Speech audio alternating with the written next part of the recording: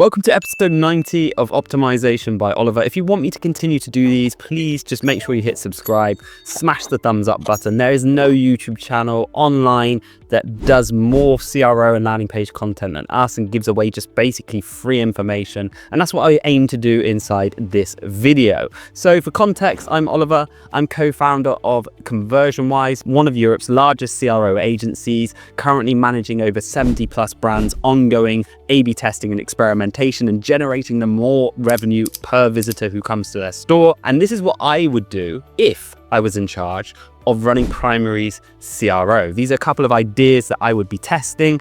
Obviously, I would be marrying this with qualitative and quantitative data. I would make sure I was doing my research first and foremost. But from a heuristic UX UI perspective, this is how I would transform their store and make them more money. Let's start with the homepage. Okay, so you can just see as a whole, a visual hierarchy is completely shifted. We pulled the product image of the kids enjoying themselves and the product images above the fold a bit more. We've included that all-important social proof. These guys have so many reviews, but they don't show it off. I don't care how big your brand is, how established it is, social proof works, show it off. We've now got a clear title. We've added a bigger call to action with a directional cue, and then I would be testing this type of kind of Instagram story-esque product category feel just below the fold, just pushing people in a certain direction based on products and categories they want to shop with. Moving on to their cart page, and all in all, guys, they actually do a really good job here. I just think they can do a little bit more when it comes to optimization. So we've actually included the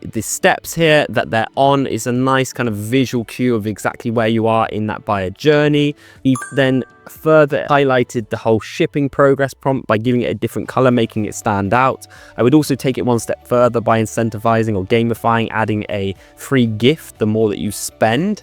We've then separated what we feel is a better layout of what's in the cart and then what's frequently bought together. So with their version, everything is too big, clunky, and pushed way below the fold. Therefore, you have to scroll in your cart, which is never a good idea.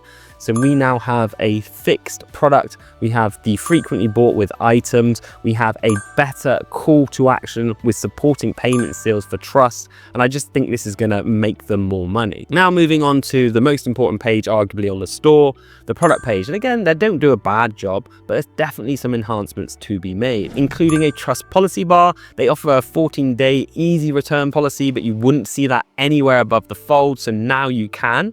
We've given visual cues to the image carousel, which I feel is really important to indicate that there's more images. We have social proof now above the fold. We have clearer pricing with a label for any discounts.